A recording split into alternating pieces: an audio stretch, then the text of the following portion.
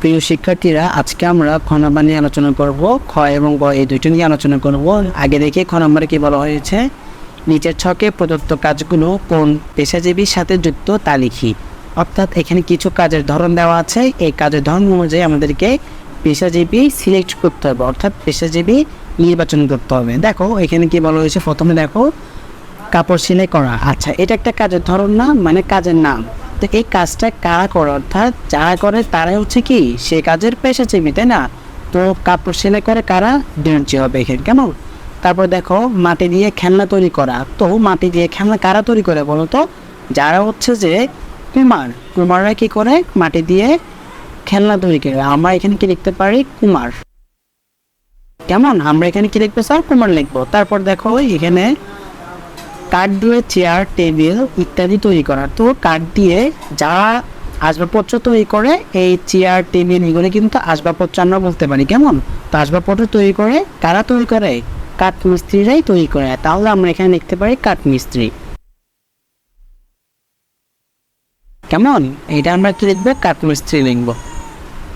তারপর দেখো সুতা দিয়ে শাড়ি, লুঙ্গি, গামছা ইত্যাদি তৈরি করা। তাহলে দেখো সুতা দিয়ে অর্থাৎ কারা লুঙ্গি, তারপর শাড়ি, গামছা এগুলো তৈরি করে, নিশ্চয়ই যারা তাঁতি তারা হচ্ছে কি এগুলো তৈরি করে, অর্থাৎ কাপড় তৈরি করে।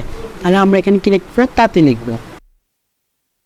তারপর দেখো এখানে কি বলা হয়েছে, মাটি দিয়ে ফুলদানি তৈরি করা। তাহলে মাটি দিয়ে ফুলদানি তৈরি করে, নিশ্চয়ই এখানে মাটির কথা বলা হয়েছে। তাহলে মাটি দিয়ে যারা যে কিছুই তৈরি করুক না কেন, আমরা কি লিখতে পারি, কুমার লিখবো, যে এটার সাথে এটা সম্পূর্ণ মিল আছে, কেমন? আমরা এটা লিখবো কুমার।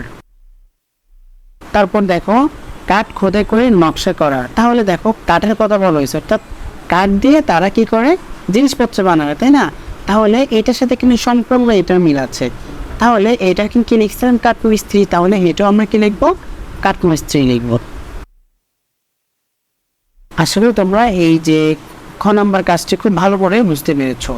তারপর এখানে আমরা গ নাম্বারটা আলোচনা করব। দেখো গ নাম্বারে কি বলা হয়েছে, নিচে চার্টে দাগ টেনে বিভিন্ন পেশাজীবীর নাম, তাদের কাজ ও তৈরি পণ্যের নাম বের করে। অর্থাৎ একটু সহজভাবে বুঝে দেখো, এইগুলা তাঁতি, কুমোর, কামার, দর্জি, কাঠমিস্ত্রি এগুলো কিন্তু সবগুলো পেশাজীবীর নাম। পেশাজীবীর সাথে আমরা কাজটা মিল করব। এই কাজের সাথে আবার কি তৈরি করা হয়, কেমন? ধরো চেয়ার, টেবিল, খাট ইত্যাদি তৈরি। তো এটা দিয়ে কি তৈরি করা হয়, কোন পণ্য, সেটা আমাদেরকে এখানে লিখতে হবে, কেমন? যেমন আসবাবপত্র। এভাবে আমরা বিস্তারিত এখন আলোচনা করব। দেখো তাঁতি, তো আমরা তাঁতি দিয়ে কি করব, তাঁতিরা কি কাজ করে বলতো? তাঁতিরা শাড়ি, লুঙ্গি, গামছা ইত্যাদি তৈরি করে, কেমন? তাহলে এটা দিয়ে কোন পণ্য তৈরি করা হয় বলতো? এটা দিয়ে কাপড় তৈরি করা হয়, ক্লিয়ার? তারপরে কুমোর, তো কুমোরটা আমরা কি লিখবো বলতো? কুমোরা কি করে, কুমোরও হাড়ি, পাতিল, টপ তৈরি, কেমন?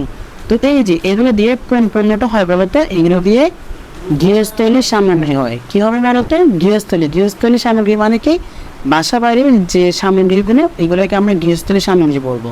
তারপর দেখো কামার, তাহলে কামারের কাজ কি বলতো? কামারের কাজ হচ্ছে যে দা, বটি, ছুরি ইত্যাদি তৈরি করা। তা এগুলো দিয়ে বলতো কোন পণ্যটা আমরা পাবো? এগুলো দিয়ে কিন্তু আমরা কি পাবো জানো? এগুলো দিয়ে আমরা গৃহস্থলীর সামগ্রী পাবো, অর্থাৎ বাসার যে সামগ্রীগুলো, বাসায় যে আমরা ছুরি, বটি, দা এগুলো নিয়ে কাজ করি না, তাহলে আমরা এটা কি লিখতে পারি, গৃহস্থলীর সামগ্রী। তারপর দেখো দর্জি, তাহলে দেখো দর্জির কাজটা কি বলতো? দর্জির কাজটা হচ্ছে যে শার্ট, প্যান্ট, ফ্রক ইত্যাদি তৈরি করা। এটা দিয়ে কোন পণ্য পাবো আমরা বলতো? এটা দিয়ে আমরা পাবো পোশাক, ক্লিয়ার? আশা করি তোমরা এই যে গ নম্বরটা ভালো করে বুঝতে পেরেছো, কেমন? আর যদি বুঝতে থাকবে অবশ্যই ইউটিউব চ্যানেলে সাবস্ক্রাইব করে রাখবে পরবর্তী সকল ভিডিও ক্লাসগুলো পাওয়ার জন্য। আজকে এতটুকু পর্যন্ত, সবাই ভালো থাকবা, সুস্থ থাকবা। আসসালামু আলাইকুম ওয়া রাহমাতুল্লাহ।